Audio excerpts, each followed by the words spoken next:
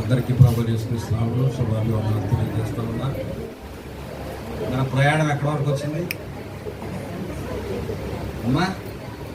ప్రత్యక్షత అంటే ఏమిటి?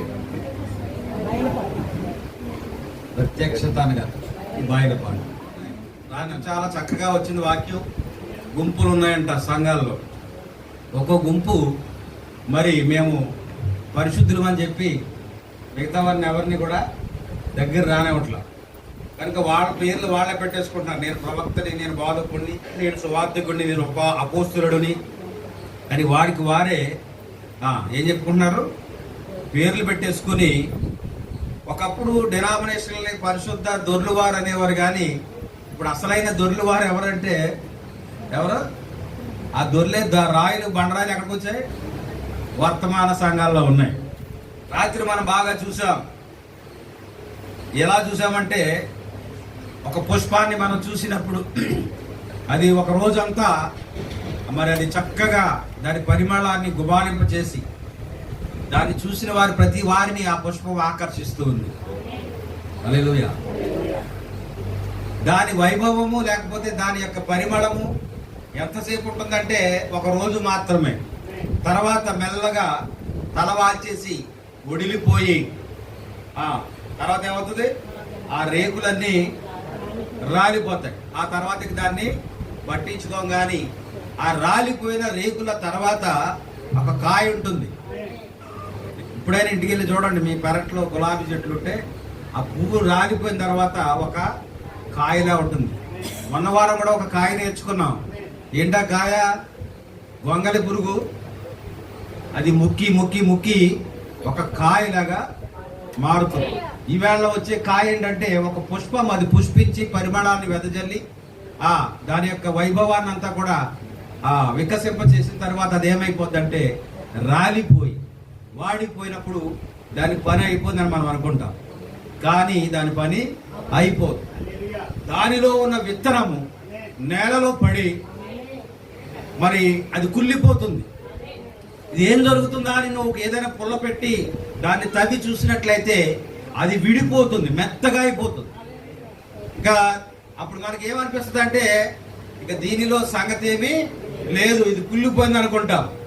కానీ వర్షం పడిన తర్వాత దానిలో నుండి మొలక వస్తుంది. అంటే విత్తనము చనిపోయి కుళ్ళిపోయి దాని జీవితం అయిపోతుంది అనుకున్న సమయంలో దానిలో నుండి ఏమొస్తుందంటే జీవం వస్తుంది. దాని నుండి ప్రవక్త మనకేమి బోధిస్తూ ఉన్నాడంటే, మనము కూడా క్రీస్తు యొక్క బీజాలము, మనం దేవుని యొక్క విత్తనాలం మనం. కనుక ఈ విత్తనం కూడా ఏమవ్వాలంటే చెప్పట్లేదు, చనిపోవాలి. కనుక మొదట మన శరీరములో చావాలి, ఆత్మలో జీవించాలి. హల్లెలూయా. మనం కూడా ఒకప్పుడు లోకములో వికసించాం, పుష్పించాం, పరిమళించాం. అంటే మనము ఆనందించాం, సంతోషించాం, సంబరాలు చేసుకున్నాం, జీవితం అంతా గడిపేసి ఇప్పుడు శరీరము ఏమైంది? వయసులో ఉన్నంతలా ఇప్పుడు సహకరిస్తుందా? ఇప్పుడు చర్మము ముడుచుకుపోయి ముఖం మీద మచ్చలు వచ్చి జుట్టు తెల్లబడిపోయి మనం ఇంకెవరో చూడట్లేదు. వీడి పని అయిపోయింది అన్నట్టుగా. కానీ అవల ఆ లోపల యేసుక్రీస్తు యొక్క జీవం ఉన్నది. నీవు శారీరకంగా మరణిస్తే మరణించాలి, ఖచ్చితంగా నువ్వు మరణించాలి. మరణించిన తరువాత నీవు క్రీస్తులో జీవించాలి. దేవునికి స్తోత్రం. దేవునిలో మనము జీవిస్తే ఏం జరుగుతుంది? దేవునిలో మనం జీవిస్తే ఆయన జీవింపచేసే శక్తిని, అనగా పునరుత్థాన శక్తిని మనకిచ్చినప్పుడు మనం ఏం జరుగుతుంది మనలో అంటే ఈ లోకము నుండి వేరై, హల్లెలూయా, దేవుని యొక్క ప్రభావాన్ని, క్రీస్తు యొక్క శక్తిని లోకానికి మనము ప్రభావితం చేస్తాం. దేవుని నామానికి మహిమ కలుగును. అలాగే యేసుక్రీస్తు వారు కూడా పరలోకములో ఉండి దేవుడు ఎక్కడ ఉండాలి? యూదులు చెప్పారు కదా. యూదులతో మాట్లాడినప్పుడు వాళ్ళు ఏమన్నారంటే, దేవుడు భూమి మీదకి రాడు. నువ్వు ఎన్ని ప్రవచనాలు చూపించినా, ఎంతమంది ప్రవక్తల బోధనలు పట్టుకొచ్చి మాకు చూపించినా కానీ మేము నమ్మము. కారణం ఏమిటంటే దేవుని యొక్క స్థానం ఇది కాదు. దేవుని యొక్క స్థానం ఏమిటంటే పరలోకమే. అవును, ఖచ్చితంగా దేవుని యొక్క స్థానము పరలోకమే. కానీ నీ కొరకు నా కొరకు ఆయన మరణించాడు, ఆయన సమాధి చేయబడ్డాడు. హల్లెలూయా. యేసు అనే శరీరంలోకి వచ్చి, ఇదే ప్రత్యక్షత.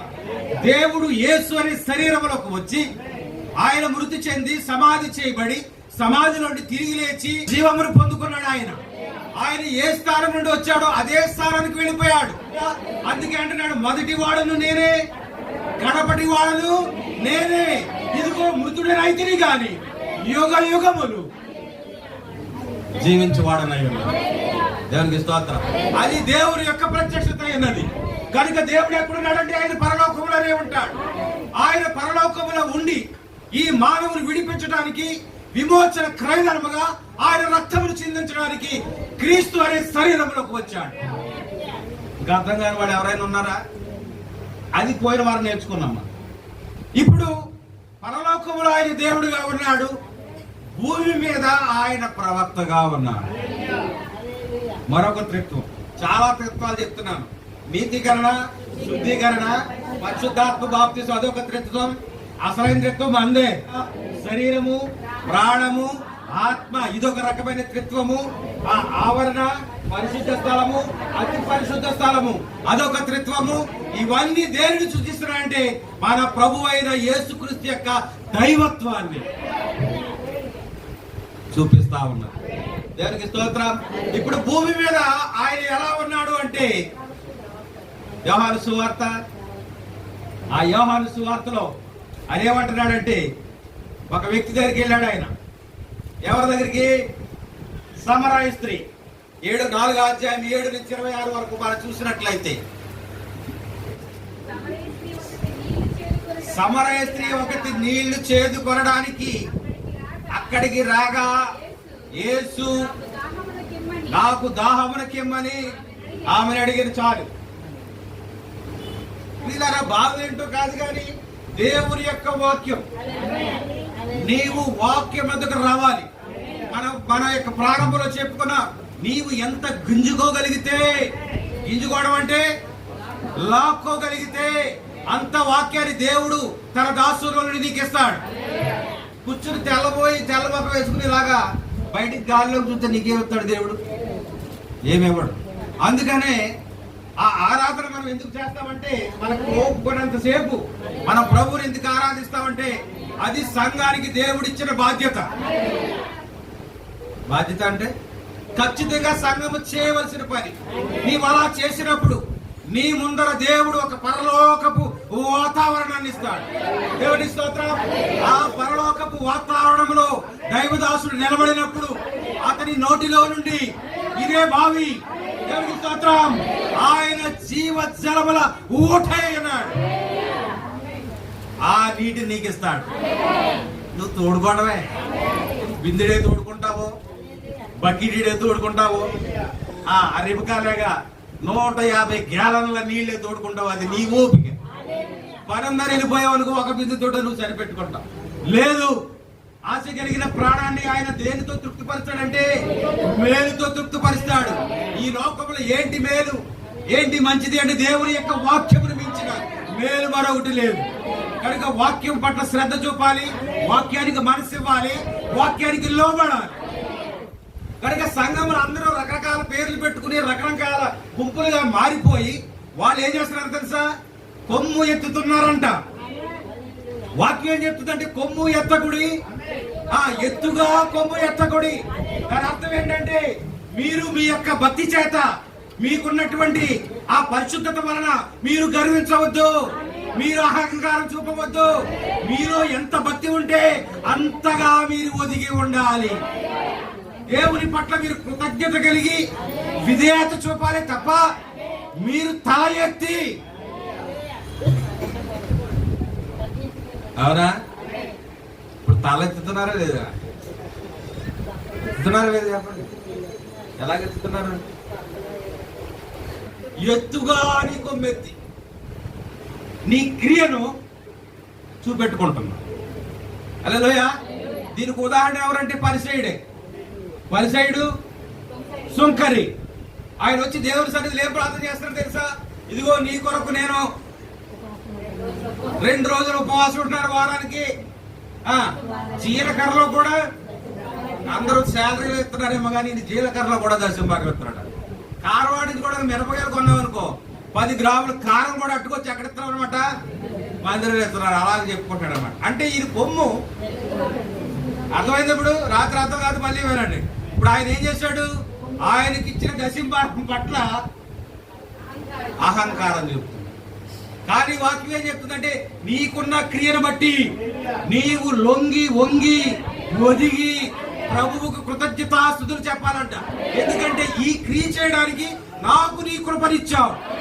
ఎవరైనా ఏదైనా మంచి క్రియ చేస్తున్నారంటే అది దేవుని కృప వలన తప్ప మరి ఎలాగూ చేయలేరు. కనుక ఇలాగూ నీ దృష్టికి నేను అనుకూలంగా ఉండడానికి, వాక్యానుసారంగా నేను బ్రతకడానికి, పరిశుద్ధంగా జీవించడానికి నీవు నన్ను ఎన్నుకొని నీ కృప నాకు ఇచ్చావు కనుక నీకు కృతజ్ఞతాస్తుతులు ప్రభు అని చెప్పి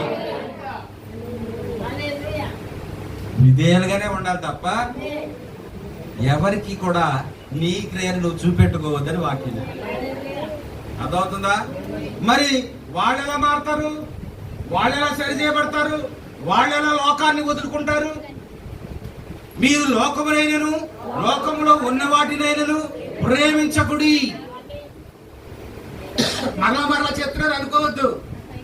ఎప్పుడు మనం ప్రేమించుకుంటూ ఉంటామంటే ప్రభు రక్షకుడని, ఇదిగో పరలోకాన్ని విడిచిపెట్టి నా కొరకు ఈ లోకానికి వచ్చాడని, నా కొరకే మరణించాడని నమ్మి బాప్తిజం పొందిన వాడు రక్షించబడును. యేసే రక్షకుడని నమ్మి నువ్వు బాప్తిజం పొందుడి ద్వారా ఏమొచ్చిందో తెలుసా? ఆత్మకు రక్షణ వచ్చింది. అది మొదటి దశ, త్రిత్వంలో మొదటి దశ. అంతటితో అయిపోలా. నీతీకరణ ద్వారా మనిషి మరి ప్రక్షాళన చెందడు. గాని అవునా, బంగారాన్ని ఏం చేస్తాడు? నువ్వు పట్టుకెళ్ళిన తర్వాత ముందు ఆ నీటిలో పెట్టి బ్రష్ సెట్తో ఉంచాడు దాన్ని, ఆ బూడిద మగిరి లేకుండా. ఆ తర్వాత దాన్ని యాసిడ్ లో పోతాడు. ఇప్పుడు నీతీకరణ నుంచి నువ్వు ఎక్కడికి వచ్చావంటే శుద్ధీకరణలోకి వచ్చావు. నిన్ను శుద్ధి చేసేటువంటి ఆ యాసిడ్ లేదా క్లోరక్స్ ఏంటో తెలుసా? ప్రభువైన యేసుక్రీస్తు యొక్క రక్తం. పేతురు అన్నాడు, యేసుక్రీస్తు రక్తము ప్రతి పాపము నుండి మనలను పవిత్రులనుగా. ఇప్పుడు నిన్ను శుద్ధీకరించేది ఏమిటి?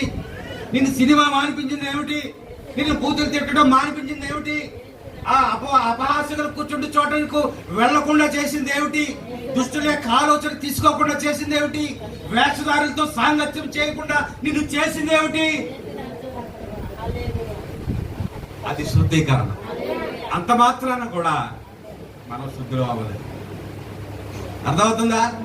ఆ తర్వాత దాన్ని తీసుకుని వచ్చి కొడతాడు. ఎక్కడ పెట్టి? ఒక ఇనుము ముక్క మీద పెట్టి సుత్తితో కొడతాడు. దేవునికి స్తోత్రం.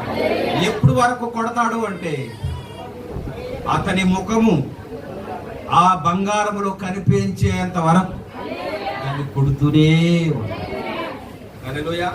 కనుక నీతీకరణతో మన భక్తి అయిపోలేదు, శుద్ధీకరణతో మన భక్తి అయిపోలేదు. కానీ ఇదిగో శుద్ధి దెబ్బలు తగలాలి మనకి. హల్లెలూయా. నీ వాక్యము శుద్ధి వంటిది కాదా అంటున్నాడు. వాక్యం చెప్పినప్పుడు ఎవరైనా బాధపడుతున్నారా? బాధపడే వాళ్ళు ఇక్కడ లేరు అనుకుంటున్నాను. ఒకవేళ మీకు బాధ కలిగితే వెంటనే మోకరించి ప్రార్థన చేయండి. ఇక్కడ మోకరించండి. మీకు సిగ్గు అయితే ఇంటికి వెళ్ళి మోకరించి ప్రార్థన చేయండి. ప్రభువా ఈ వేళ నాతోనే మాట్లాడినది సరి చేయబడి దేవునికి స్తోత్రం. ఇప్పుడు అగ్ని నీ మీదకి వస్తూ ఉంది. అదే పరిశుద్ధాత్మ అనగా ప్రభువే నీలోకి వచ్చి ఆయన నివాసం చేసినప్పుడు ఎంతవరకు నువ్వు తీసావు, ఎంతవరకు నువ్వు దూరంగా ఉన్నావు, ఇప్పుడు నీవు నీ స్వాధీనంలో ఉండవు. దూరంగా ఉండక్కర్లేదు. ఎందుకో తెలుసా? దేవుడు నీలో ఉన్నాడు కనుక ఇప్పుడు నీ స్టీరింగ్ ఎవరికి ఇచ్చావు? ఆనందించట్లేదు. ఇప్పుడు నువ్వు ఎవరి స్వాధీనంలో ఉన్నావు? దేవుని స్వాధీనంలో ఉన్నావు. కాబట్టి దేవుడే నిన్ను దూరం చేస్తాడు, దేవుడే నిన్ను పరిశుద్ధంగా ఉంచుతాడు. అందుకే ప్రవక్త అన్నాడు, దేవుని సారూప్యము. హల్లెలూయా. ప్రసవదన ఒకనాటి ప్రసవ వేదన చాలునా? చాలదే. ప్రతి రోజు ప్రతి వారం దేవుని సన్నిధిలో గోజాడి, ప్రభువా నీ బిడ్డలకు ఏమిస్తే వాళ్ళు సరవుతారు, ఏమిస్తే వాడు నీ దగ్గర అవుతారు, ఏమిస్తే వాడు నీ సారూప్యములకి మారతారని గోజాడి అంటే ఈ బావిలో నుండి ఏం ఉబుకుతా ఉందంటే జీవవాక్యం, తాజాహారం, నిల ఉండిపోయి నీరు కాదు. కానీ ఈ యొక్క వాక్యము 2000 సంవత్సరాల నుంచి ఆయన సజీవుడిగా ఈ లోకానికి వచ్చినప్పటి నుండి చదువుతానే ఉన్నారు, గ్రహిస్తానే ఉన్నారు, బోధిస్తానే ఉన్నారు. కానీ ఇది కుళ్ళిపోవడం లేదు. ఎందుకంటే ఇది పక్షిరాజు తాజా ఆహారం. అలా చెప్పొచ్చా? ఈ తాజా ఆహారాన్ని మనం తాజాగానే తీసుకోవాలి. కనుక మళ్ళా మొదలెట్టారు సామ్రాజ్య స్త్రీ గురించి అనుకుంటే దీనికి నేనేం చేయలేదు. దేవుడు ప్రతిరోజు నీకు తాజాగానే ఇస్తాడు. ఇప్పుడు ఈ సామ్రాజ్య స్త్రీ ప్రభు బావి దగ్గరకు వచ్చింది. తన హృదయంలో ఒక ఆశ ఉన్నది. ఏమిటి అంటే నీళ్లు తీసుకోవాలి. కానీ ఒక బాధ ఉన్నది. రోజు ప్రయాసపడి ఈ బావి దగ్గర రావడం కష్టంగా ఉంది, అవునా? అందుకే బోధకుడు ఇప్పుడు ఏం చేశారంటే, మీరు ఎక్కడికి చర్చకి వెళ్ళదు, చర్చ మీ ఇంటికి వచ్చేది. వచ్చేయట్లేదా? డిజిటల్ చర్చలు వచ్చేసాయి. ఇప్పుడు సోఫాలోకి వచ్చిన ఒకప్పుడు సీరియల్ అలా చూసావో, ఇప్పుడు కూడా ఆరాధన నువ్వు తిలకించవచ్చు, అవునా? అలా కింద చాలా మంది. దేవుడు కోరుకునేది ఏంటి తెలుసా? నీవు పట్టుకొని భక్షించి నీ ముక్కుతో ఆ యొక్క ఆహారం తీసుకోవాలి. అది పక్షిరాజు లక్షణం అయినది. తన ముక్కుతో అది వేటాడేటప్పుడు తరిమి వేటాడుతుంది. నేరుగా వెళ్ళి పట్టేసుకోవచ్చు కదా, పట్టుకోదు. అలాగా దానికి నేడేస్తుంది ముందు. అమ్మో ఏదో శత్రువు వచ్చిందని చూసి పరిగెడుతుంది. దాన్ని అలా పరిగెట్టడం దీనికి సరదా. ఎందుకో తెలుసా? అలా పరిగెట్టడం వల్ల ఆ జంతువు లోపల ఉన్న రక్తము వేడెక్కుతుంది. హల్లెలూయా! అది మరిగినప్పుడు ఇది సర్రను వెళ్ళి దాన్ని పట్టుకొని దాని ముక్కుతో ఆ రక్తాన్ని పీల్చుకుంటుంది. దేవునికి స్తోత్రం. అది ఇప్పుడు వర్తమానంలో కూడా పరిశుద్ధ బండరాలు ఎందుకయ్యారో తెలుసా? వీళ్ళు వర్తమానం ధ్యానించట్లేదు. వర్తమానం తీసుకుని ప్రభు దగ్గర పాదాల దగ్గర పెట్టి దీన్ని నూతన పరచు, దీన్ని పరిశుద్ధపరిచి మరలా దీన్ని తాజాగా ఈ ప్రభు వారి ఎవరు ప్రభు పాదాల దగ్గర కనిపెట్టట్లేదు. మరి ఎక్కడ కనిపెడుతున్నారో తెలుసా? ఇంటర్నెట్లో. వేళ ఏం బోధించాలి? ప్రవక్త బోధలు ఎన్ని ఉన్నాయి? 1180 చిల్లర ఉన్నాయి. ఇంటర్నెట్ ఏదో ఒకటి తీసుకోవడం, ప్రింట్అవుట్ తీసుకోవడం, లేకపోతే ట్యాబ్లో పెట్టుకోవడం, వచ్చేయడం, బోధించేయడం. అలా బోధించిన బోధ ఆహా ఓహో అనుకోవడానికి పనిచేస్తారు తప్ప కార్యము దేవుని నామని మహిమ. మీకు ఒక ఎగ్జాంపుల్ చెప్పి, గతంలో పాస్టర్ గారి గురించి చెప్పుకున్నాం కదా, ఆయన ఛాలెంజ్ చేశాడు. మళ్ళా వచ్చే సంవత్సరానికి నా సంఘం 600 మంది ఉంటారు. ఆయన ఆలోచన, ఆయన విధానం మంచిదే కాదంటే, ఆయన అలాగా ఆలోచించాలి. ప్రభువే చెప్పాడు ఉన్నతంగా ఆలోచించాలి. మరి ఇంత తాజాహారం ఇస్తే మరి ప్రజలు మారకుండా ఉంటారా? రాకుండా ఉంటారా? కానీ నేను ఇజ్రాయెల్ వెళ్ళేటప్పటికి ఆయనకి ఎంత ఉన్నారు? ఇప్పుడు అంతమంది ఉన్నారు. ఏ వర్తమానం పొదువైందా? పళ్ళు ఎక్కడంటే పగిలిపోతాయి, గుండెలు పగిలిపోతాయి. అలా బోధిస్తాడు. కానీ సంఖ్య పెరగటం లేదు. కారణం ఏంటి తెలుసా? అతడు సిద్ధపరిచిన ఆహారము అది తాజాగా రావడం లేదు. మీరు అర్థం చేసుకోండి. 3 రోజుల క్రితం ఉండవు బిర్యానీ, ఇది పడేయటం ఎందుకులే అని మీరు వేడి చేసి ఎట్టేసో పిల్లలకి. ఏమైంది? డాక్టర్ని పిల్లలు అర్థమవట్లేదా? ఈ వర్తమానాలు కూడా ఫ్రిడ్జ్లో పెట్టిన వర్తమానాలే, ఆహారమే. దాన్ని దీనికి వేడి చేసి ఎట్టేసామనుకో, సంఘానికి మేలుకు బదులు కీడు వస్తుంది. హల్లెలూయా! ఇప్పుడు ఒక మంచి మాట నేర్చుకున్న మేలు ఏమిస్తున్నాడు? ఆయన మేలుస్తాడంట. ఈ వాక్యం మనకు మేలుగా ఉండాలి. అది మేలుగా ఉండాలంటే దాని బాధ్యత ఎవరిదంటే సంఘానికి కాదు, పాస్టర్. సంఘం యొక్క బాధ్యత ఏంటి?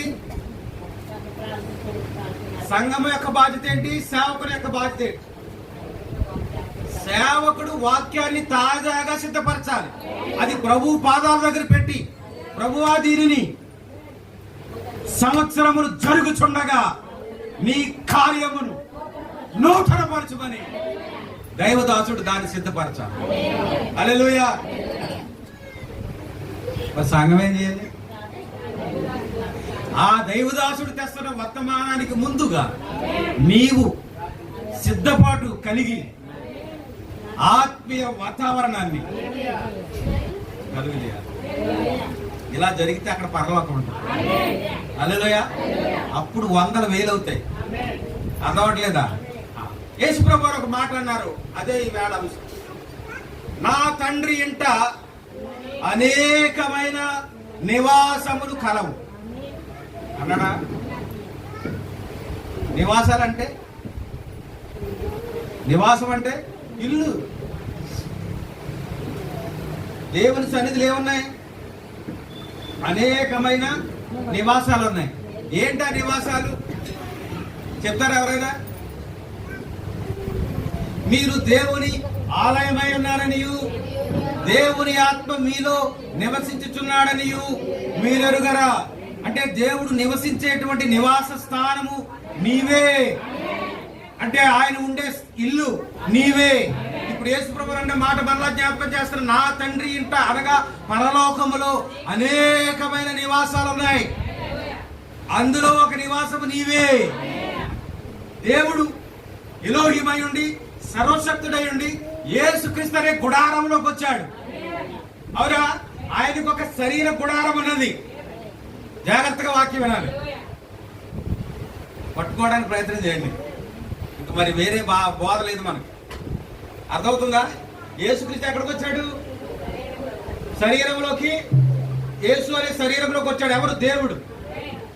అయితే ఆయనకు శరీరం ఉంది, అది థియోఫనీ. ఇలా అనుకోవచ్చా? అంటే ఆయన మహిమ శరీరము ఇప్పుడు భౌతికమైన శరీరంలోకి వచ్చాడు. అలాగే మన నివాసం ఎక్కడుందంటే పరలోకంలో ఉంది. మన ప్రదేశం ఏమిటంటే ఆవలగట్టు. ఆవలగట్టు అనగా పరలోకము. దేవునికి స్తోత్రం. పరలోకంలో ఉన్న నీవు, అక్కడ నీకు ఒక స్థానం ఉన్నది, ఒక నివాసం ఉన్నది, అది థియోఫనీ ఉన్నది. కానీ దేవుడు నిన్ను ఎక్కడ పెట్టాడంటే భౌతికమైన శరీరంలో పెట్టాడు. ఇది వికసిస్తుంది. దేవుడిచ్చిన కృపను బట్టి భూమి మీద ఏమి చేయాలో అన్ని చేస్తుంది. కానీ దానికి ఒక ముగింపు ఉన్నది. అక్కడతో ప్రజలు చూడడం మానేస్తారు. కానీ అది కుళ్ళిపోయి భూమిలో తిరిగి లేస్తుంది. తిరిగి లేచినప్పుడు ఏ శరీరంలో ఉంటుంది అంటే మనకి ఎన్ని శరీరాలు ఉన్నాయి పట్టుకున్నారా? శరీరం భౌతికమైన శరీరము, వాక్య శరీరము. దేవునికి స్తోత్రం. కనుక ఏది శాశ్వతమైనదంటే మనం అక్కడి నుంచి వచ్చాం. ఇది అద్దిల్లు. ఏది అద్దిల్లు? ఇది అద్దిల్లు. ఎప్పటికైనా నువ్వు ఖాళీ చేయాల్సిందే. ఖాళీ తిరిగి నువ్వు ఎక్కడికి వెళ్ళాలంటే నీ సొంత నివాసానికి, నీ సొంత ఇంటికి వెళ్ళాలి. దేవుని నామమునకు మహిమ కలుగునుగా. కనుక నీవు ఇవ్వాల్సిన స్థానము, విలువ ఈ శరీరానికి కాదు. కానీ దేనికి ఇవ్వాలి మరి? అసలు అది ఒకటి ఉందని నమ్ముతున్నావు నువ్వు. దాన్ని మళ్ళీ నువ్వు తిరిగి తెచ్చుకోవాలి. అది తెచ్చుకొని నీవు ఆ విధంగా మారాలి. యేసు ప్రభు వారి సమాధి నుండి తిరిగి లేచి పరిశుద్ధులందరికీ కనపడినప్పుడు ఆయన ఏ శరీరం కలిగి ఉన్నాడో తెలుసా? అర్థమైందా? అంటే మొదటిలో ఆయన ఎలా ఉన్నాడు?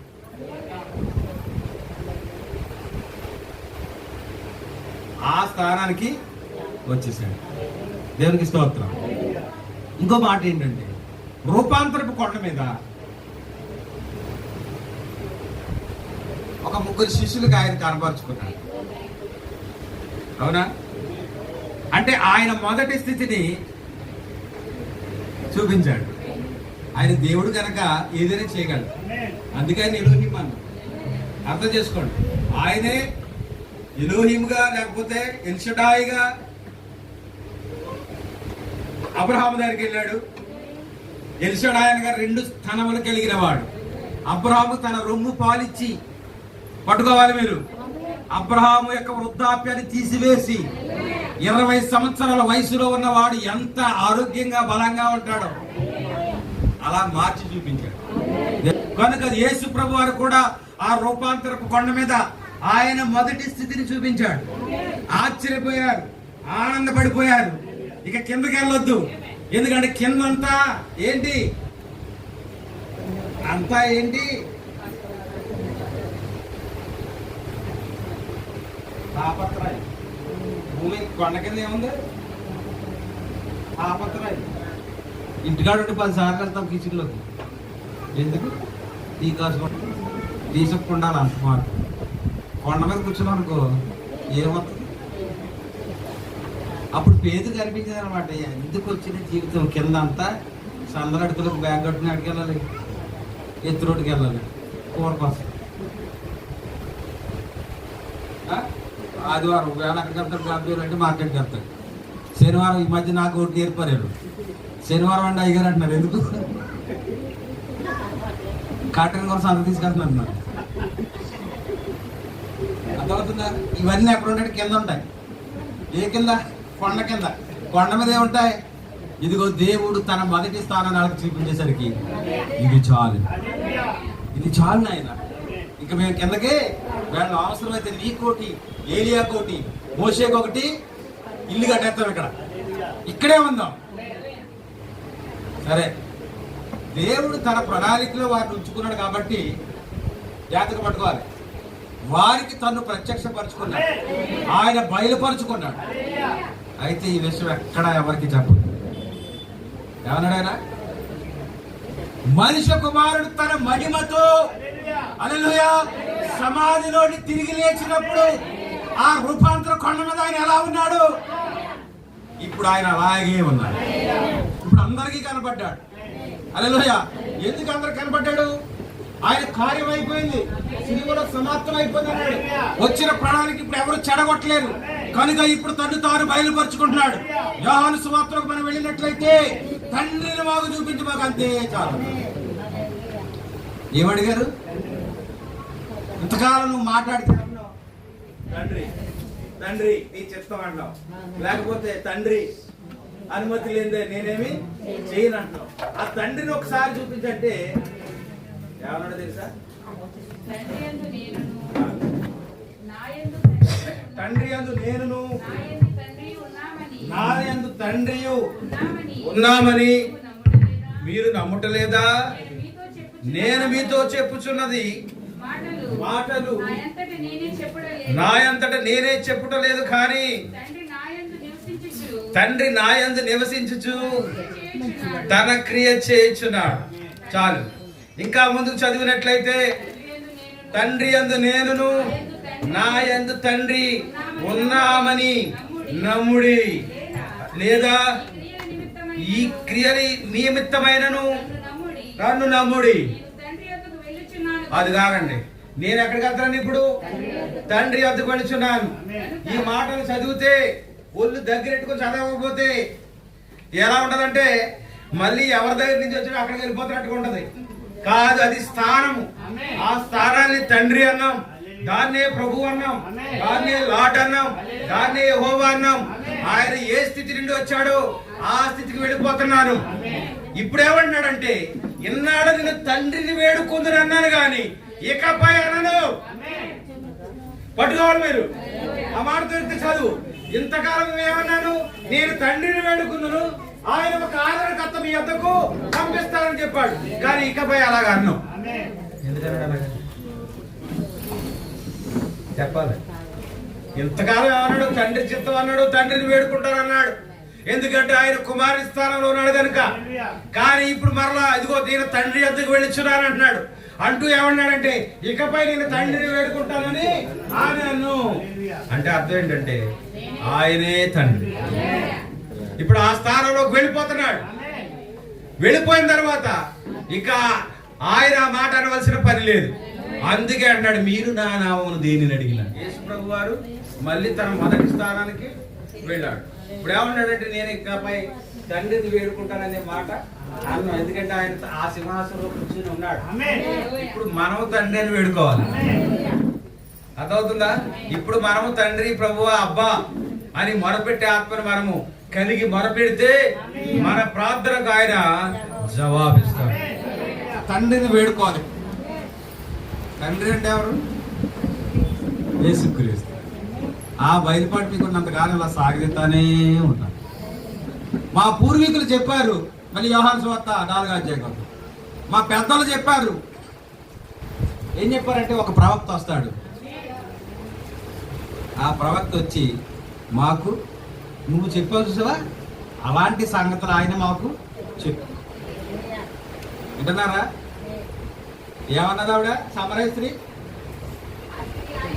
ఆ స్త్రీ ఆయనతో క్రీస్తు అనబడే మెస్సయ్య వచ్చును నేను ఎరుగుదును, ఆయన వచ్చినప్పుడు మాకు సమస్తమును తెలియజేయనని చెప్పగా యేసు నీతో మాట్లాడుచున్న నేనే ఆయననని ఆమెతో చెప్పాడు.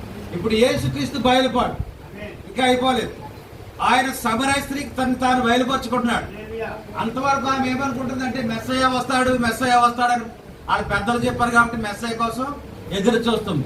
కానీ ఆ వచ్చిన వాడు, ఆ మాట్లాడుతున్నవాడు నేనే అని చెప్పాడు. ఆయన నువ్వు ఎవరి కోసం ఎదురు చూస్తున్నావు? ఆ మెస్సయ్యను నేనే అన్నాడు.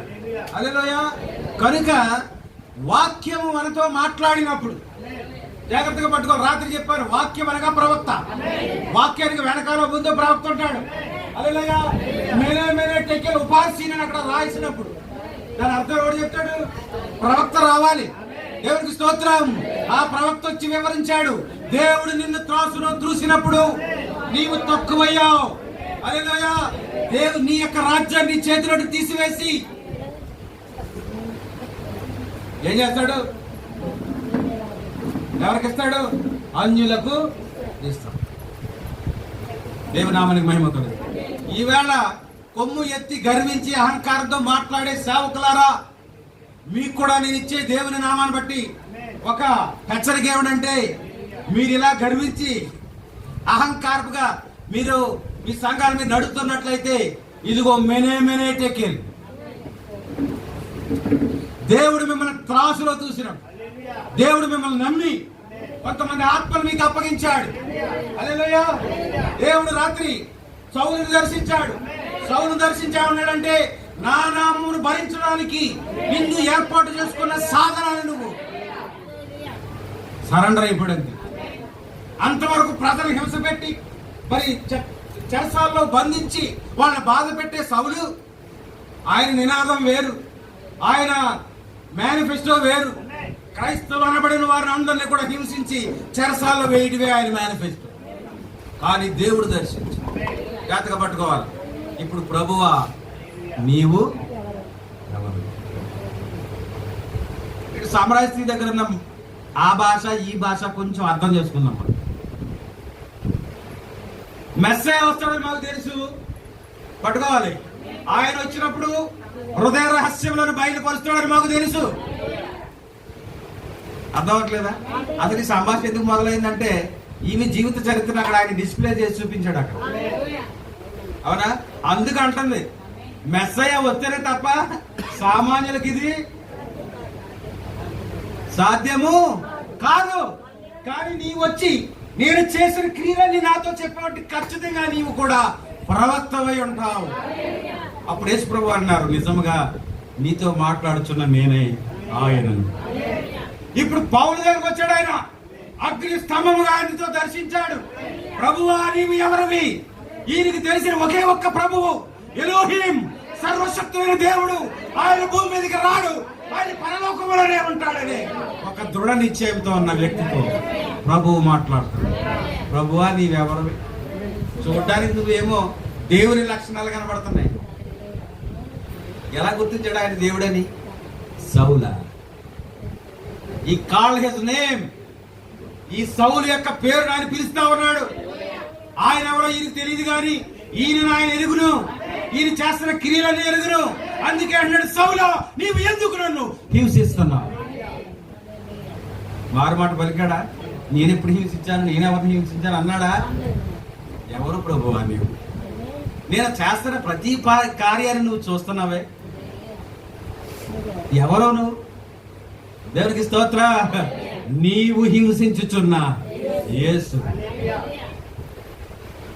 అర్థం కావాలి. తండ్రి రావాలి కదా. నువ్వు ఇంతకాలం ధర్మశాస్త్రాన్ని పట్టించి బోధించావే, ఆ ధర్మశాస్త్రాల్లో ఉన్న యెహోవా నేనే అనాలి కదా. ఆయన అన్నాడా? ఏమన్నాడు? ఎందుకో తెలుసా? ఆయన యేసు అనే ఒక శరీరంలో వచ్చి ఆ శరీరానికి పేరు పెట్టబడి ప్రజలలో లోకమందు మర్చిపోయారు. అప్పుడు తిమోతి పత్రిక 2వ అధ్యాయం. నిరాక్షేపముగా దైవ భక్తునికి వచ్చిన మరణం గొప్పదైనది. ఆయన శరీరుడుగా ప్రత్యక్షమయ్యను, దేవదూతలకు కనబడెను, నీతిమంతుడని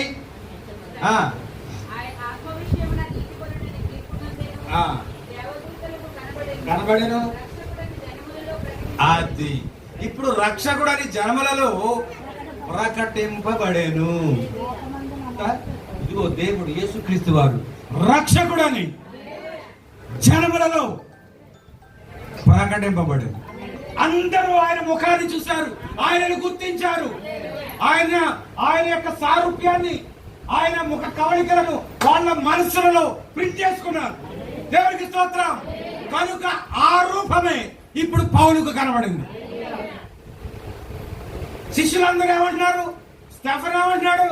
ఇదిగో శరీరుడుగా వచ్చిన యేసుక్రీస్తే దేవుడు అని ప్రకటిస్తే రాళ్లతో కొట్టి చంపేశారు. ఆయన మరణాన్ని ధృవీకరించినోడు ఎవడు? సౌలే కదా. అదే ముఖం ఇప్పుడు సౌలుకి ముందు కనబడుతుంది.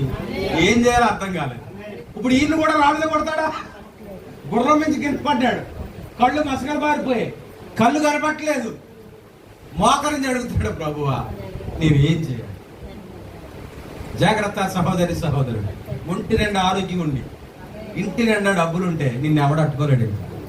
మందిరం రాదు, అన్ని కార్యక్రమాలు. నీ దగ్గర డబ్బులు లేనప్పుడు ఏ కార్యక్రమాలు ఉండవు. పెళ్లి కార్డు ఇచ్చిన డబ్బులు లేక నువ్వు వెళ్ళవు, ఖచ్చితంగా చెప్తున్నాను. కానీ డబ్బులు ఉంటే ఆరాధన మానేసి కూడా పరిగెడతాను పెళ్లికి. కావలసిన వాడు మరి మళ్ళీ మళ్ళీ మన ఇంట్లోకి రారాళ్ళు. అందుకని ఆరాధన డొమ్మ కొట్టేసి. ఇప్పుడు సౌలును ఎవరు దర్శించారు? యేసుక్రీస్తు దర్శించారు. ఆ దర్శనానికి అతను అవిధేయుడు అవ్వాలి. ఇప్పుడు తన మేనిఫెస్టోని మార్చేశాడు. ఎంతకాలం హింసించాడు, అతన్ని హింసించబడుతున్నాడు. ఎంతకాలం కొట్టాడు, ఇప్పుడు కొట్టించుకుంటున్నాడు. ఎంతకాలం వాళ్ళ చెరసాల వేసి అన్నం కూడా పెట్టడం లేదు. ఎందుకంటే మతము రాజకీయము కలిసి అక్కడ ఏలుబడి చేస్తుంది కాబట్టి ఆ చెరసాల నాయకుడు ఖండితంగా ఆజ్ఞాపించాడు, వీళ్ళ క్రైస్తవులు కాబట్టి వీళ్ళకి ఆహారము ఇవ్వద్దు. తిండున్నా లేకపోయినా దేవుని మట్టుకు వాళ్ళు అమ్ముకోలేదు. అర్థమవుతుందా? గ్రహించాలి ప్రతిదీ. అప్పుడు అర్థమైంది సౌలుకి వాళ్ళు ఎందుకు హింసపెట్టినా సావడానికైనా వాళ్ళు సిద్ధపడ్డారేమో గాని ప్రభువుని వాళ్ళు విడిచిపెట్టలేదు. ఆ మాధుర్యం ఏమిటి? ఆ రూపాంతరపు కొండ మీద ఆ శిష్యులు ఎలాంటి మాధుర్యాన్ని అనుభూతిని పొందారు, అదే అనుభూతిని పొందాడు సౌలు. ఇప్పుడు అంటున్నాడు, ప్రభువా నేనేం చేయాలి? దైవజనుడు నీతో మాట్లాడినప్పుడు నీకే ఆ అనుభూతి రావాలి. ప్రభు కొరకు ఇక్కడి నుంచి బతకాలి, ఏమైనా సరే నేను ఆయన కొరకు జీవించాలి అనే ఒక నిశ్చయత నీలో రావాలి. ఎందుకంటే దేవుడు అగ్నిస్తంభంలో మాట్లాడు. సౌలు సరెండర్ అయిపోయాడా? యేసు ప్రభుని ఒకసారి కొట్టారు కానీ సౌలుని 3 సార్లు కొట్టారు. అవునా? ఎందుకు భరించాడు చెప్పగలుగుతారా? ఎందుకు భరించాడంటే ఆయన స్వాధీనంలో లేడు. ఇప్పుడు ఆయన ఎవరున్నారు? పరిశుద్ధాత్మ ఉన్నాడు. కనుక పరిశుద్ధాత్మ నీలో ఉంటే నువ్వు భయపడు. ఆ పరిశుద్ధాత్మ లేకే పేతురు అమ్మతోడు, బామ్మతోడు, ఆకాశంతోడు, భూమితోడు, నేలతోడు అన్నాడు. ఎక్కడ? యేసు ప్రభువును బంధించి తీసుకెళ్తుంటే ఆశ ఉంది, ఆసక్తి ఉంది, కానీ శరీరము బలహీనం. ప్రియులారా, ఇవాళ నేను ఎన్నుకున్న అంశం అదే, కానీ కొంచెం కఠినంగా వెళ్తుంది. మనకి 2 శరీరాలు ఉన్నాయి, అర్థమవట్లేదా? కానీ మనం ఇచ్చే ఆ ప్రిఫరెన్స్ దేనికంటే ఈ శరీరానికి ఇస్తా. దేనికి టైం అయిపోతున్నారు అంటమ్మన్నారు రారు, బాత్రూములు కొట్టుకున్నారు రారు, ఒక్కొక్కరు ఒకటే బాత్రూమ్ ఉంటుంది అనుకోండి, వీడికి అర్జెంట్, ఈవిడ ఏమో నలుగెట్టుకుంటున్నారు, రావే బాబు కమ్మని. వత్తదా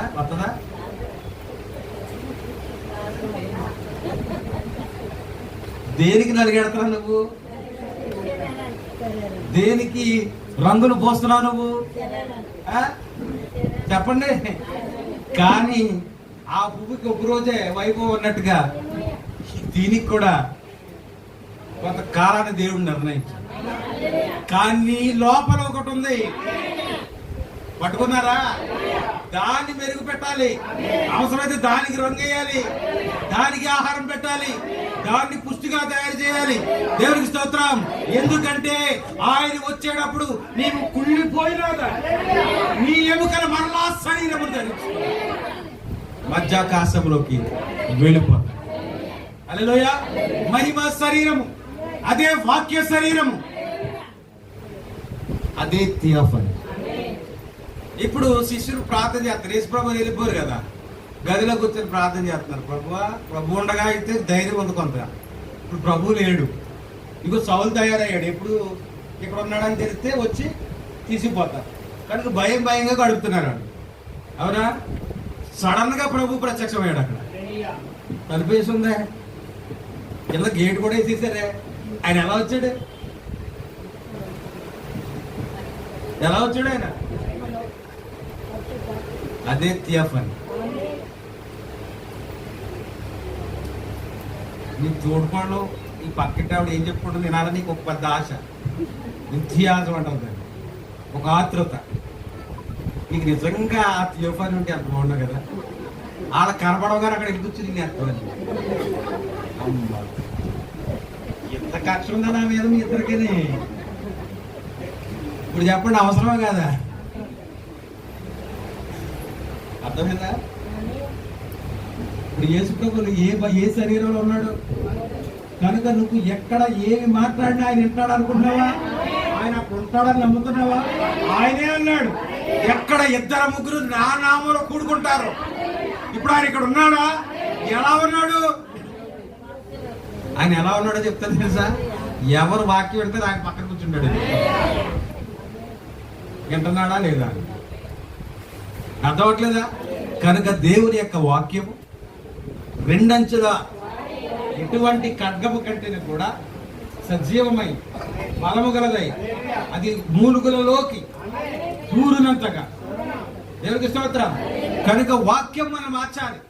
పాస్టర్ గారు మిమ్మల్ని మార్చలేడు. ఎంతకాలం ఉంటాడు పాస్టర్ గారు మీ ఇంటికాడ? కనుక పాస్టర్ గారు కాదు, కానీ వాక్యం మనల్ని మార్చాలి. ఇప్పుడు మనకున్న క్రితం ఏంటి? ఆయన ప్రవక్తగా భూమి మీద ఉన్నాడు, పరలోకమందు ఆయన యాజకునిగా ఉన్నాడు. మెల్కీషెదెక్ ఆయన మన యొక్క అపరాధము నిమిత్తం, పాపము నిమిత్తము ఆయన ఏం చేస్తున్నాడు తెలుసా? యాజకత్వం చేస్తున్నాడు. అక్కడ ఆయన మన తరపున ఆయన విజ్ఞాపన చేస్తా ఉన్నాడు. హల్లెలూయా. ఆయన పరలోకములో యాజకుడిగా ఉన్నాడు, భూమి మీద ప్రవక్తగా ఉన్నాడు. ఇప్పుడు ఆయన రాజుగా రాబోతూ ఉన్నాడు. ఎలా అవుతాడు ఆయన? రాజులకు రాజు, ప్రభువులకు. ఇప్పుడు దేవుల్లో ఎన్ని స్థానాలు, ఎన్ని స్థితిలో ఉన్నాయి చూడండి. ఎందుకంటే ఆయన వాక్య శరీరంలో ఉన్నాడు కనుక ఆయన ఎలాగైనా మారగలడు. మరి మీకు లేదా ఆశ? ఉందా? కానీ ఎఫెసీ సంఘకాలం మొదటిలో ఉన్నటువంటి ఉపోద్ఘాతనం అని నేర్చుకున్నాం. ఏమి నేర్చుకున్నాం? ఇంకా వర్తమానం ఎఫెసీ సంఘకాలంలోకి మనం వెళ్ళలేదు. అర్థమవట్లేదా? దేవుని చేత ఏర్పరచబడిన వారు ఈయన మెస్సయా అని అర్థము చేసుకొనగలిగిరి. ఇంకొక చిన్న ఉదాహరణ చెప్పి ముగిస్తా. ఫిలిప్ ఉన్నాడు. యోహాను సువార్త 1వ అధ్యాయం చదవమ్మ 44 నుంచి. ఫిలిప్పు బెత్సయిదా వాడు. ఫిలిప్ ఎవరండి? బెత్సయిదా అనే ఊరువాడు. అనగా అంద్రేయ, పేతురు అని వారి పట్టణపు కాపురస్తుడు. ఫిలిప్పు నతానియేలును కనుగొని ధర్మశాస్త్రములు, మోషేయు, ప్రవక్తలు ఎవరిని గుర్చి వ్రాసిరో ఆయనను కనుగొట్టిరి. ఎవరు చెప్తున్నారు మాట?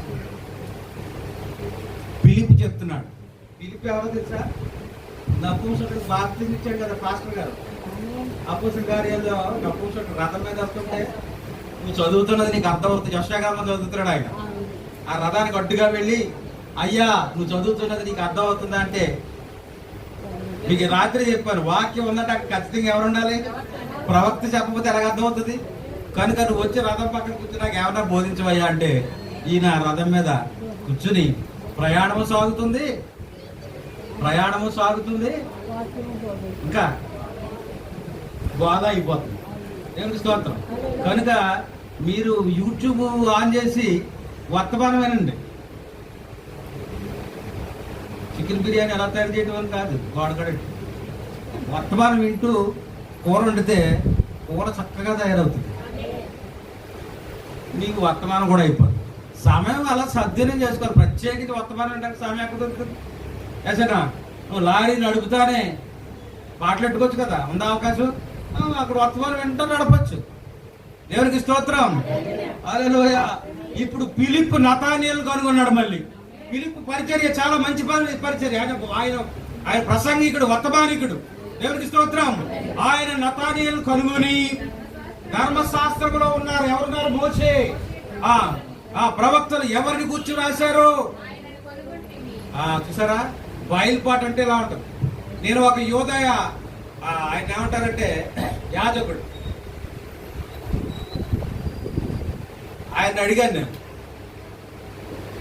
యెషయా గ్రంథం చదివావా? అది చదవకపోతే ఇంకేంటి? యెషయా గ్రంథం 9వ అధ్యాయంలో ఏముంది? యేసుక్రీస్తు జననం ఉంది. 53వ అధ్యాయంలో ఏముంది? ఆయన మరణం ఉంది. నువ్వు గ్రహించావా? ఆయన అక్కడ ఏమి రాశారో అక్షరం పొల్లు కూడా తప్పిపోకుండా యేసు జీవితంలో జరిగింది కదా. నువ్వు నమ్మటానికి ఏంటి ప్రాబ్లం అని అడిగితే ఆయన అన్నాడు, మీకు చెప్పాను రాత్రి సమాధానం.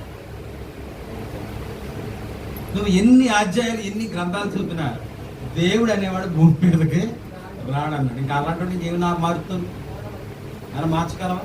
అసలు కాదు, అది కాదు. దేవుడు వాడికి గుడ్డితనం ఇచ్చాడు కొంతకాలం.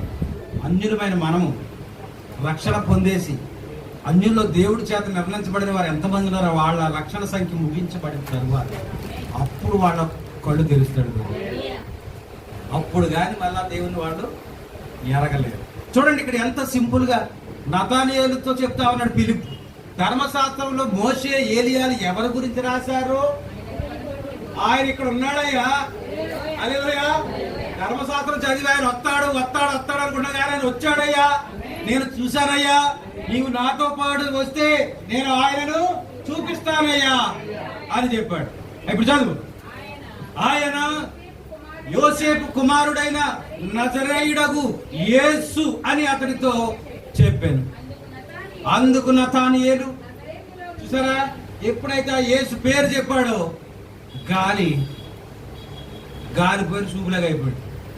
రాబోయ్ యోషియా రాసిన, ఇర్మియా రాసినటువంటి ఆ యొక్క మెస్సయ్య వచ్చాడా అని ఎంతో ఆతృతతో ఆసక్తితో ఈయన చెప్తున్న మాటలు వింటుంటే సడన్ గా ఏమన్నాడంటే, ఆయన ఎవరో కాదు కానీ యేసా. విన్నాను మొన్న వారం దక్కని మార్చాడంట కదా. వింటున్నాను. మొన్న 5 రొట్లు 5,000 మంది పంచాడంట కదా. విన్నాను. అంటే అర్థం ఏంటి? వింటున్నా కానీ నమ్మడానికి ఏదో ఒక అడ్డొస్తా ఉంది. దేవుడికి స్తోత్రం చెప్తామా? హల్లెలూయా. ఒక 20-30 మంది పాస్టర్లు చెప్పారంట, ఇంకా ఏదో లాగుతున్నాడు. మొన్న రాత్రి వచ్చాడు. ఏమైనా సరే అంత తేల్చేయాలనుకున్నాను. 4:30 అయింది. అన్నం తినలేదు, నీళ్ళు తాగలేదు. నేను సరెండర్ అయిపోయాడు. ఏదో ఉంది అంటున్నాడు. ఏదో కాదు, ఇదే నిజం, ఇదే సత్యం, ఇదే సర్వసత్యం. అర్థం అవట్లేదా? అంతవరకు విన్నాడు, అర్థం కాల. ఇదిగో ఇప్పుడు ఫిలిప్పు తీసుకెళ్ళి ఆయన చూపిస్తారన్నావు. ఆయన గురించి విన్నాను అంట. ఇప్పుడు కార్యం జరగాలి. ఎలా జరుగుతుంది? కొంచెం ముందుకు చదవమ్మా, ముగించేస్తాను. ఒక్క 2 నిమిషాలు. యేసు నతానీయేలు తన యొద్దకు వచ్చుట చూసి, ఇదిగో ఇతడు నిజముగా ఇశ్రాయేలీయుడు. వీడిని తీసుకుని వెళ్ళి యేసుప్రభు దగ్గర తీసుకెళ్తా ఉంటే యేసుప్రభు ఎదురుగా వచ్చి మాట్లాడుతున్నాడు. ఓ ఇతడు ఇశ్రాయేలీయుడు, ఇతని యందు ఏ కపటము లేదు, అతని పేరు చెప్తా ఉన్నాడు, అతని కులం చెప్తా ఉన్నాడు, అతని స్వభావం చెప్తా ఉన్నాడు. ఈ యేసే ఆ సమరయ స్త్రీ దగ్గరికి అన్నాడు, నీకు 5 భర్తలు ఉన్నారు కానీ ఇప్పుడు ఉన్నవాడు కూడా ఈయన ప్రవక్త కాడా? హల్లెలూయా. ఇప్పుడు పిలిపి ఏమన్నాడు చూడండి, నతానియేలు ఏమన్నాడు చూడండి, నీవు నన్ను ఎలాగూ ఎరుగుదువు అని నతానియేలు అడుగుగా యేసు ఆ పిలుపు నిన్ను పిలిచాడు చూసావా? యెషయా రాసిన, ఇర్మియా రాసిన ఆ యేసు ఇక్కడ ఉన్నాడు నీకు చూపిస్తారని పిలుపు నిన్ను పిలిచాడు చూసావా? అప్పుడే పిలుపు నిన్ను పిలుస్తున్నప్పుడే, పిలుపు నిన్ను చర్చికి రమ్మన్నప్పుడే నేను నిన్ను చూశాను.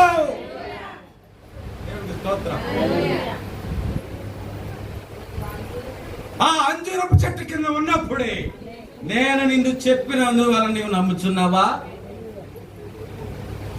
సరా అర్థమైపోయింది పిలుపు. ఈయన ప్రవక్త.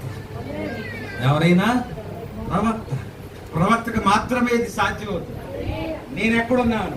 దేవునికి స్తోత్రం. ఒక స్త్రీ ప్రవక్త వర్తమానం వినాలని ఎంతో దూరం నుంచి ప్రయాణం చేసుకుని వచ్చి ఆ యొక్క ప్రవక్త వర్తమానం వింటూ ఆ వర్తమానం చేత ఆయన మైమర్చిపోయి, వర్తమానం చేత ప్రభావితురాలి, అక్కడే ఉండిపోయి. ఇలా జరుగుతుందా? యేసుప్రభు వర్తమానం విని 3 రోజులు వాళ్ళు ఆహారం లేకుండా ఉండలేదా? ప్రవక్త వర్తమానము ఆయన కూడికలు అయిపోయాయి.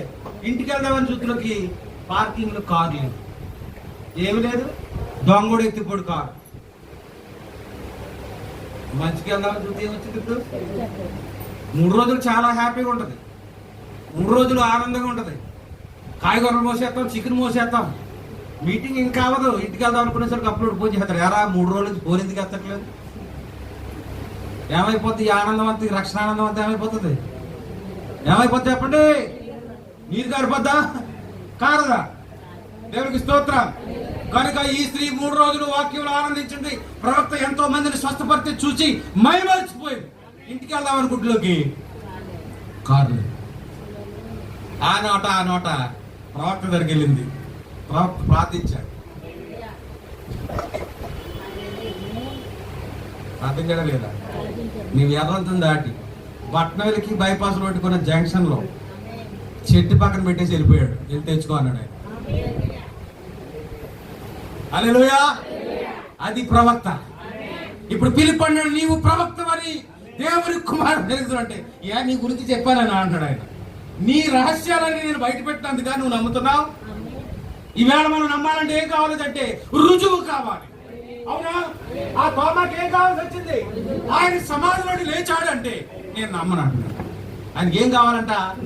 నేను ఆయన చేతిలో, ఆయన గాయాల్లో వేలు పెట్టి చూస్తేనే గాని ప్రత్యక్షమైపోయాడు యేసుప్రభు. అంతే.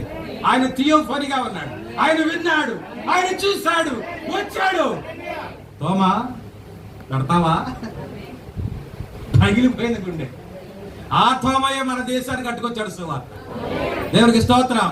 ఆ కేరళ మహాపట్టణంలో ఆ నిష్ట కలిగిన బ్రాహ్మణులు అందరూ ఉదయాన్నే ఆ సంధ్యావందనం చేయడానికి ఆ నదిలో దిగి సంధ్యావందనం చేస్తారు. ఇలా గుప్పుడు దోచుడితో నీళ్లు తీసుకొని ఇలాగా ఎక్కడి నుంచి కారుతా ఉంటే అది కారి వారికి మంత్రాలు ఓడలోంచి దిగాడు,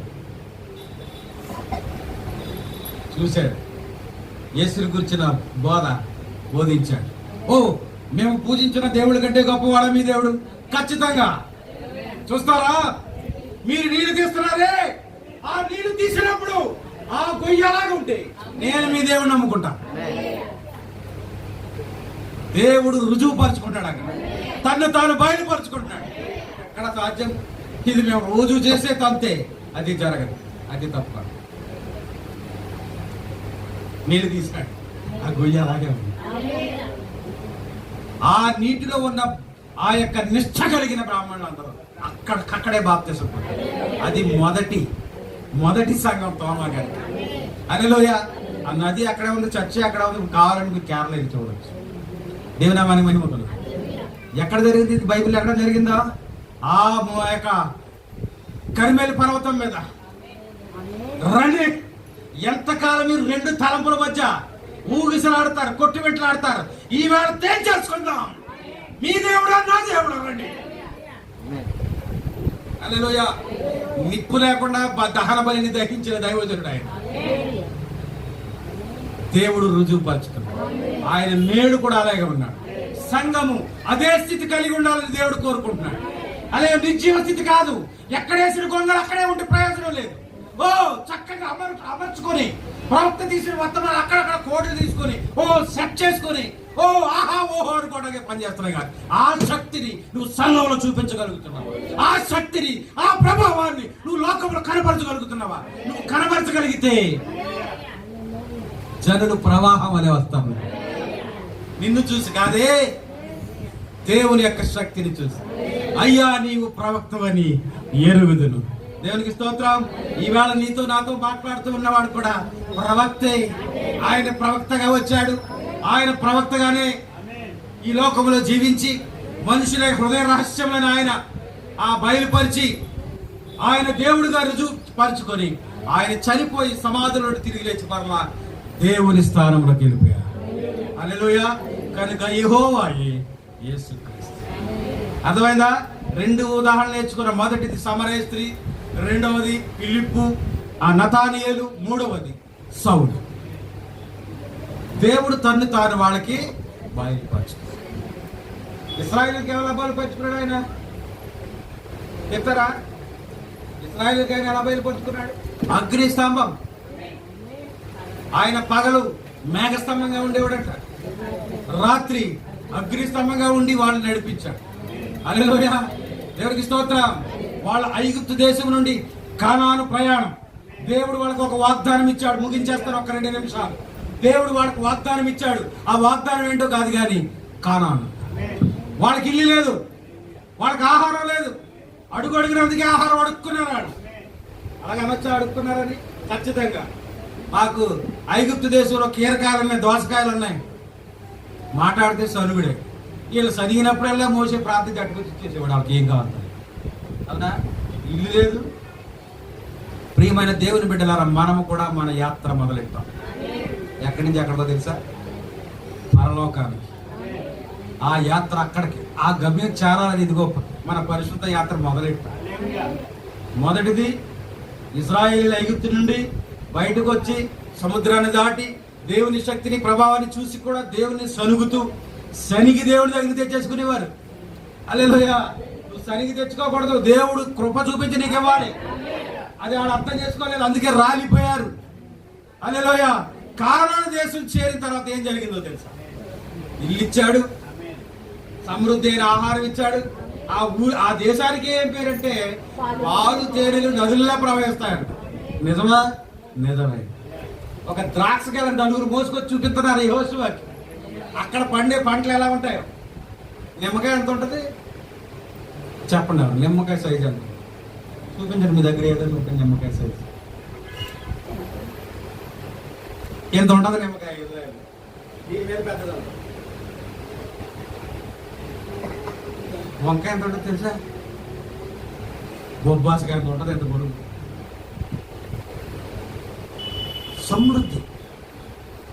దేవుడు వాళ్ళకు వాగ్దానం ఇచ్చాడు. హల్లెలూయా. ఆ వాగ్దానాన్ని ఆయన నెరవేర్చుకున్నాడు. 2 చెప్పారు, పట్టుకున్నారు లేదు, మళ్ళా చెప్తారు. మరి నన్ను ఇసుక్కున్నా పర్వాలేదు. మొదటిది ఇశ్రాయేలీలు ఐగుప్తులో నుండి బయటకు వచ్చి కానాను దేశం వెళుతూ ఉండగా దేవుడు వాళ్ళకి వాగ్దానం చేశాడు. వాగ్దానం ఇస్తానన్నాడు. ఇల్లు లేదు, ఇల్లు ఇచ్చాడు. తిండి లేదు, తిండి ఇచ్చాడు. సౌఖ్యం లేదు, సౌఖ్యం ఇచ్చాడు. ఒకే వస్త్రం వేసుకుని 40 సంవత్సరాలు ప్రయాణం చేశారు. కానీ ఇశ్రాయేల్ దేశం వెళ్ళగానే అంగీలు ఇచ్చాడు, 5 రకాల వస్త్రాలు ఇచ్చాడు. దేవుని నామానికి మహిమ కలుగునుగాక. యాజక క్రమంలో ఉంచాడు, ప్రత్యక్ష గుడారం ఇచ్చాడు, యాజక ధర్మం ఇచ్చాడు. ఇంకా ఏం చెప్పాలి మీకు? ఇప్పుడు మనం ఎఫెసులో మొదలెట్టాం మన ప్రకటన గ్రంథం 1వ అధ్యాయం. ఈ ప్రయాణంలో కూడా ఒక వాగ్దానం ఉంది. దేవునికి స్తోత్రం. చదువమ్మా, చివరి మాట చదివేసుకుని ముగించేసుకుందాం. ఈ యొక్క ప్రకటన గ్రంథం 1వ అధ్యాయము ఈ యొక్క పద్మాసులో మొదలైన ప్రయాణం. ఎక్కడ మొదలైన ప్రయాణం? పద్మాసు ద్వీపములో. ఆ యొక్క యోహాను పరవశుడై ఉండగా దేవుడు తన ఆత్మను తీసుకువెళ్లి జరగబోయే సంగతులన్నీ యోహానుకు బయలుపరిచి ఇక్కడ ప్రారంభమైంది ఎఫెసులో. దేవునికి స్తోత్రం. పరలోకంలో ముగుస్తాను ఈ యాత్ర. ఈ మధ్యలో ఏమేమి జరుగుతాయో అవన్నీ మనం తెలుసుకుంటూ వెళ్ళాలి. ఎర్ర సముద్రం దాటాలి. సర్పాన్ని ఎత్తాలి, దాన్ని తేరి చూడాలి. కొంతమంది సరిగి సంహారపు చేతులు పడిపోతారు, కొంతమంది నిలబడతారు, కొంతమంది పరిశుద్ధ బండరాయిలుగా మారిపోయి మోషే మీదే సరుగుతారు, మోషేనే వ్యతిరేకిస్తారు, వేరైపోతారు, సరిగి కుష్ఠరోగం తెచ్చుకుంటారు. ఇవన్నీ జరుగుతాయి. కానీ కానాను ఇద్దరు వెళ్ళినారు. సంఘంలో మరి దేవుడు ఎవరిని ఎన్నుకున్నాడు, ఎవరిని సిద్ధపరచుకుంటాడో నాకు తెలియదు. కనుక ఈ శరీరాన్ని వదిలేసి దేని కొరకు మనం ప్రయాసపడాలో తెలుసా? చెప్పండి. పరలోకమా? వాక్య శరీరం. ఎందుకంటే ఆ వాక్య శరీరం నువ్వు ఎక్కడికి వెళ్ళాలని వెళ్ళిపోతావు. ఒక మాట చదువుతుంటారు, మనము 2 శరీరముల సమ్మేళనం. మనలో ఏమున్నాయి? 2 శరీరాలు ఉన్నాయి. ఒకటి భూ సంబంధమైన శరీరము, రెండవది పర సంబంధమైన శరీరం. ఆ పర సంబంధమైన శరీరమే వాక్య శరీరం. అది థియోఫనీ శరీరం. ఆ శరీరాన్ని నీవు పొందుకోవాలి.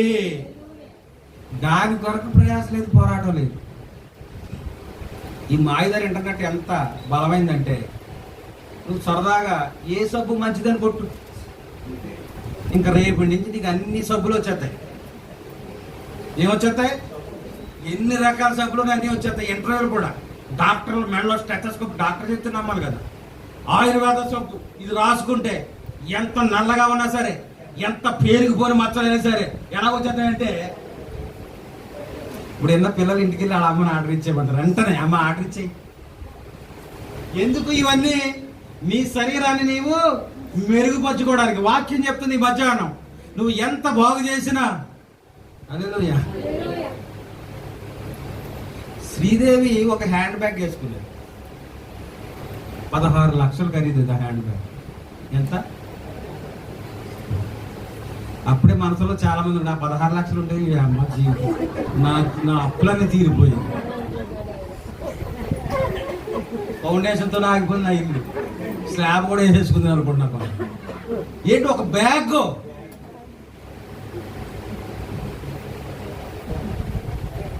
బజార్కి వెళ్ళే బ్యాగే 16 లక్షలు అంటే ఈ శరీరాన్ని కాపాడుకోవడానికి ఎన్ని లక్షలు ఖర్చు పెడుతున్నారు. విటమిన్ క్యాప్సూల్ చేసుకుంటారు. ఒక్కొక్క క్యాప్సూల్ ఖరీదు ఎంత తెలుసా? 3 లక్షలు. మీ శరీరం ఎక్కడా ముడత రాదన్నాడు అని కావడానికి, అది ఎక్కడో సరే ఆర్డర్ ఇస్తే ఇచ్చేసుకోదు వాడేది. ఎందుకు? మన సౌందర్యాన్ని మనం కాపాడుకోవడం చేయగలిగినంత. ఒకటి భూ సంబంధమైనది, ఒకటి పర సంబంధమైనది. ఈ భూ సంబంధమైన శరీరం సమాధిలోకి వెళ్ళిపోతుంది, కానీ పర సంబంధమైన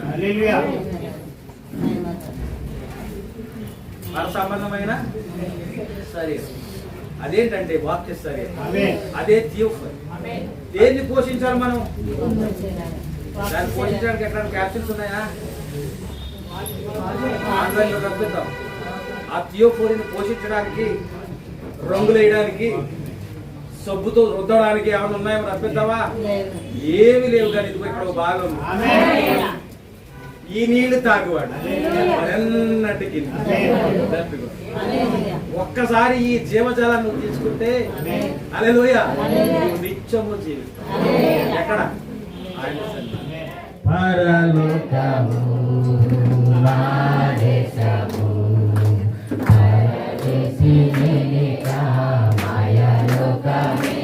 నేను యాత్రికుడను. ఎంతో అందమైనది పరలోకము, అసమానమైనది నా దేశము. ఎంతో అందమైనది పరలోకము, అసమానమైనది నా దేశము. పొందేదాను విశ్రాంతిని శ్రమలన్నీ విడి, పొందేదాను విశ్రాంతిని శ్రమలన్నీ విడి. పరలోకము నా దేశము, పరదేశిని నేను యాత్రికుడను. పరిశుద్ధుడా పరమ తండ్రి, ఇంతవరకు నీ యొక్క వాక్యం ఇచ్చి మమ్మల్ని బలపరిచి నీ వాక్యం మమ్మల్ని ఆనందింప చేసినందుకు వందనాలు. వినడం మట్టుకు కాదు కానీ ప్రభువా, విన్న వాక్యాల ప్రకారంగా జీవించే భాగ్యం దేవా ప్రతి ఒక్కరికి మీరు దయచేయండి. ఇదిగో ఎంతో వాతావరణం వేడిగా ఉన్నప్పటికీ మీ సన్నిధిలో తండ్రి నీ నామమును ప్రేమించి బిడ్డలు ఇంతవరకు ఇక్కడ ఉండి నీ మాటలు వినడానికి మీరు ఇచ్చిన కృపను బట్టి నీకు వందనాలు. నీ పరలోక ఆశీర్వాదములు దీవెనలు ఇచ్చి మమ్మల్ని ఇంటికి పంపించమని, మళ్ళీ నీ రాక ఆలస్యమైతే మరొకసారి ఈ విధంగా కూడుకొని నీ యొక్క మాటలు వినే భాగ్యం మాకు దయచేయండి. అంతవరకు నీ కృపా సమాధానం మా వెంట పంపించమని యేసు పరిశుద్ధనామమున అడిగి వేడుకొంచున్నాను తండ్రి. ఆమేన్. మహాదేవుడును మన ప్రభువును రక్షకుడైన యేసుక్రీస్తు వారి యొక్క కృపయు ప్రేమయు సమాధానమును ఐక్యతను ఆశీర్వాదమును ఆనందమును ఆయన ప్రేమించు ప్రతి బిడ్డకును సదాకాలం తోడై ఉండును గాక. God bless.